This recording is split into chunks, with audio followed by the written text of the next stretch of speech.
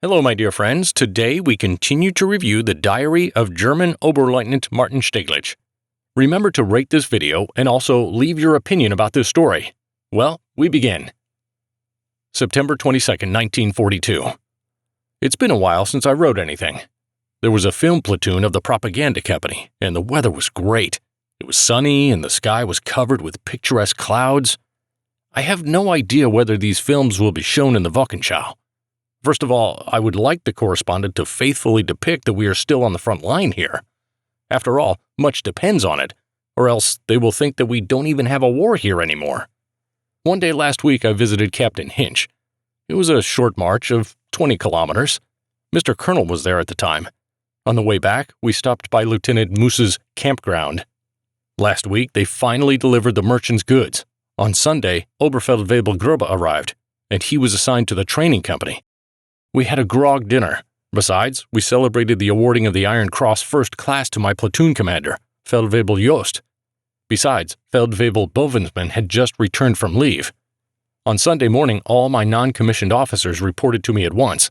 Then, under a heavy gully washer, I went for a walk to Moose's campground. Lieutenant Moose had shot a grouse right in front of his front line, and we had a nice meal with it. In the evening, I went back in total darkness. As a matter of fact, we saw the first snow last Sunday, but it all melted at once. It's already getting pretty cold at night. There's frost every morning. That's right, the fall weather comes very early here. Today I went to Eichendovo to take a sauna.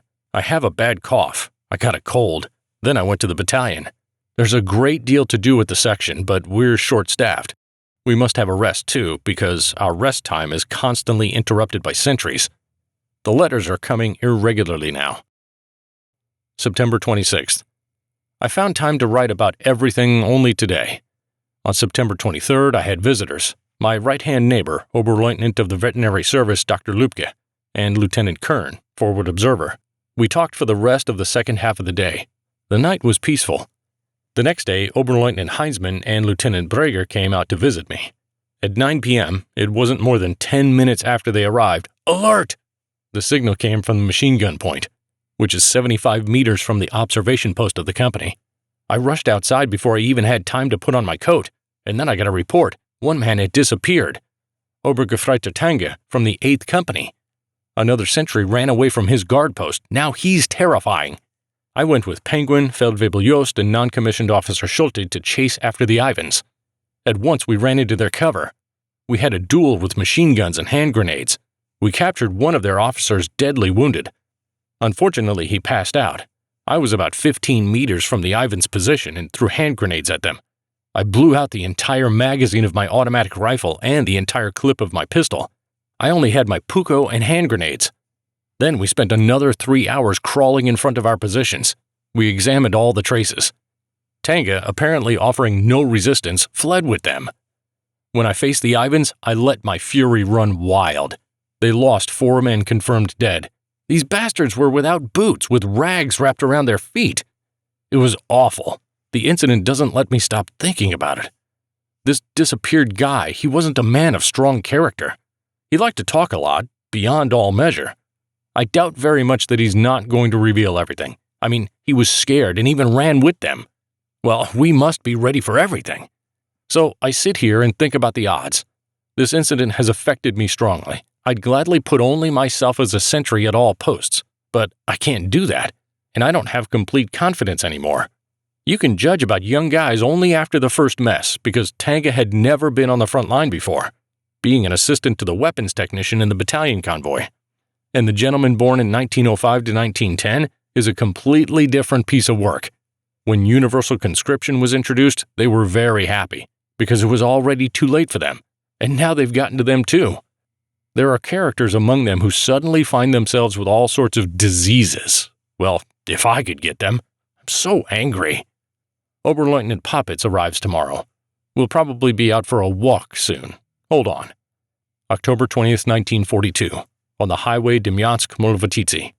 I haven't written for a long time, and today I just started writing because I want to pay tribute to the memory of the heroically fallen comrade who was very close to me. Bob Radanz died in the defensive battles near Rzhev. In Russia, he was wounded 5 times and was awarded the German Cross in Gold. We were together until the end of the campaign in France, and now he's gone. He was an example of an ideal officer. It's hard to find an officer who lives and, most importantly, acts according to his high ideals. The soldiers worshipped him. In battle, he was captivatingly unstoppable. The old guard of our regiment had lost another of its soldiers. Well, since I sat down to write, I'll give some more details about what happened during this time. We, as we have done many times before, moved again, this time closer to the highway. The section is 3.7 kilometers wide. To the right, there is a forest position.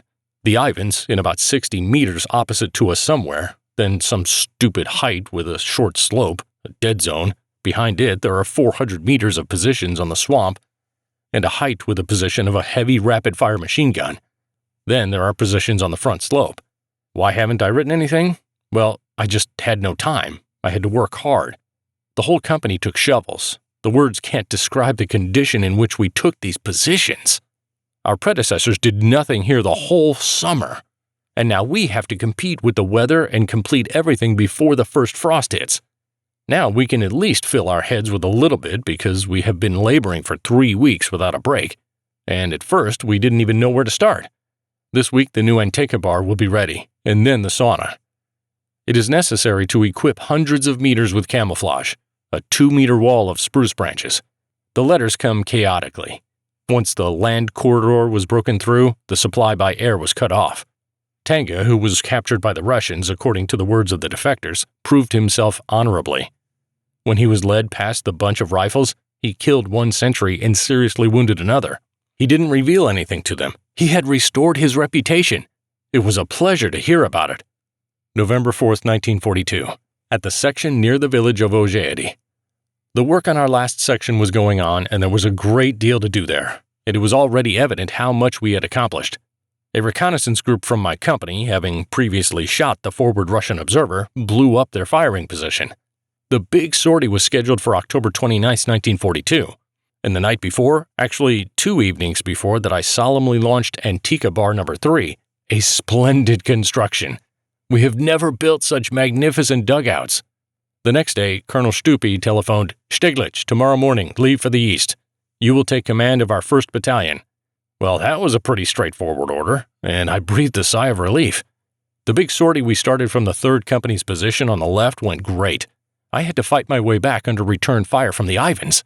They were shooting hard, with 25-centimeter shells. It's good that the terrain was swampy. The closest burst to me was about 8 steps away. I was covered upside down in mud and silt, but luckily without any bits of metal. So that's how I ended up here. I don't know for how long. Anyway, as long as Major Scharf will be replacing the commander of the 422nd Infantry Regiment. And that, in turn, depends on the recovery of their former regimental commander, including his subsequent leave. In fact, it is still questionable whether Major Scharf will be back here. In general, I quietly buried the dream of a vacation. Everything will somehow resolve itself. We'll cope together. In any case, we need to work hard here first. Here, as well as we did in our regiment, we organized a successful sortie of an attack group. And at the same time, we suffered no casualties. It worked out perfectly. The weather is very changeable. There has been no frost so far, but today it looks like it will be. It has snowed wet many times already. What a difference that makes compared to last year. And now we've got a whole month of winter behind us. The Ivans strongly don't like it at all, for they are pinning all their hopes on winter again. On November 7th, we expect something big from them. Perhaps we can bet on an offensive towards Kulm. Will it happen? In any case, they've assembled a considerable force against us here, and they're remarkably quiet now. Well, we're always on guard. They better keep their butts out of here. We'll meet them, just let them announce their presence. November 27th, at the position in the woods at the village of Pekino. I finished another notebook on November 4th, 1942, and now I'm many kilometers away from Ogeadi. It's been pretty hard work here. This morning, we managed to accomplish a great trick. It worked out perfectly. We took the Ivans down, and the most important thing is that we came back intact. I'd like to tell everything in sequence. We organized a sortie of an attack group in Ogeadi.